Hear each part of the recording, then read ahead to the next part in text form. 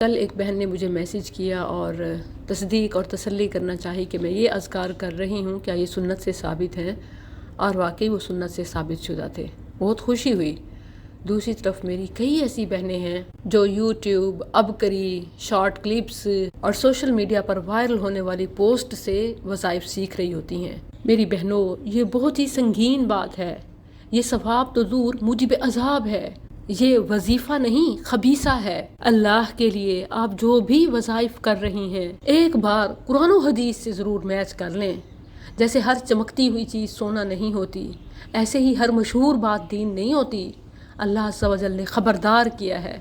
سورہ نور آیت 63، فَلْيَحْذَرِ الَّذِينَ يُخَالِفُونَ عَنْ أَمْرِهِ أَن تُصِيبَهُمْ فِتْنَةٌ أَوْ يُصِيبَهُمْ عَذَابٌ أَلِيمٌ۔ جو لوگ آپ صلی اللہ علیہ وسلم کے حکم کی مخالفت کرتے ہیں، یعنی اپنی طرف سے عبادت کے طریقے، وظیفے اختیار کرتے ہیں، انہیں ڈرنا چاہیے کہ انہیں کوئی فتنہ آ پہنچے یا انہیں بہت دردناک عذاب پہنچے۔ شیطان نے میڈیا کو اپنا اعلی کار بنایا ہوا ہے۔ اچھے خاصے معقول قسم کے لوگ عوام میں بھی مقبول تھے، دنیا کی کوئی اچھی باتیں بتاتے، اب وہ بھی وظائف کے نام پر، مجرب عملیات کے نام پر، فضائل اعمال کے نام پر، آؤٹ آف شریعہ، فیبریکیٹڈ، ایکسپائر، انسٹنٹ پھکیاں، معجون، چٹکلے، نسخے دین کے نام پر بیچتے نظر آتے ہیں۔ یاد رکھیں، یہ وظیفہ نہیں، خبیثہ ہے۔ پھر خواہ اس میں بڑی محنت، ریاضت، عبادت ہو، وہ ثواب نہیں، موجب عذاب ہے۔ میں آپ کو ایک واقعہ سناتی ہوں۔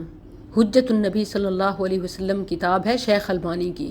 اس میں 122 کے ریفرنس سے انہوں نے ایک واقعہ نقل کیا ہے۔ امام ابن عیینہ رحمہ اللہ نے بیان کیا، میں نے امام مالک بن انس کی گفتگو سنی۔ ایک شخص ان کی خدمت میں حاضر ہو کر پوچھنے لگا، یا ابا عبداللہ من این احرم، اے ابو عبداللہ، یہ امام مالک کی کنیت ہے۔ پوچھتا ہے کہ اے ابو عبداللہ، میں احرام کہاں سے باندھوں؟ تو انہوں نے فرمایا کہ ذوالحلیفہ سے، جہاں سے رسول اللہ صلی اللہ علیہ وسلم نے احرام باندھا۔ اس شخص نے عرض کیا کہ انی ارید ان احرم من المسجد من عند القبر، میں تو مسجد نبوی، روضہ رسول، قبر رسول صلی اللہ علیہ وسلم سے احرام باندھنے کا ارادہ رکھتا ہوں۔ انہوں نے فرمایا لا تفعل فانی اخشى علیک فتنہ، ایسا نہ کرو، مجھے خدشہ ہے کہ تم پر عذاب آ جائے۔ تو اس نے کہا کہ وَأَيُّ فِتْنَةٍ فِي هَذَا، اس میں فتنے کی کون سی بات ہے؟ میں تو ذوالحلیفہ سے بھی پہلے باندھ رہا ہوں، اور قبر رسول صلی اللہ علیہ وسلم سے اور چند میل ہی تو ہے، اور وہ بھی آگے نہیں بلکہ پہلے۔ انما ہی امیال اریدھا، چند میل ہی تو ہیں اور میں اضافہ ہی کر رہا ہوں، کوئی کم تو نہیں کر رہا۔ تو انہوں نے فرمایا اس سے بڑا اور کیا فتنہ ہو سکتا ہے کہ تم سمجھو کہ تم نے کسی ایسی فضیلت کی طرف سبقت کی ہے جسے رسول اللہ صلی اللہ علیہ وسلم نہ پا سکے۔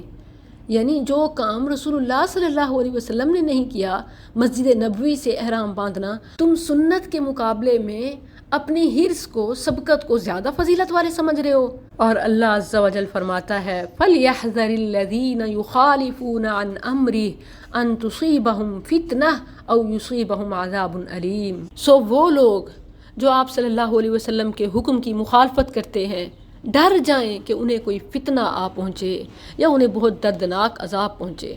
یعنی آپ اپنی طرف سے بڑی محنت، عبادت، ریاضت کر رہی ہیں، اگر وہ سنت سے ثابت نہیں ہے تو ثواب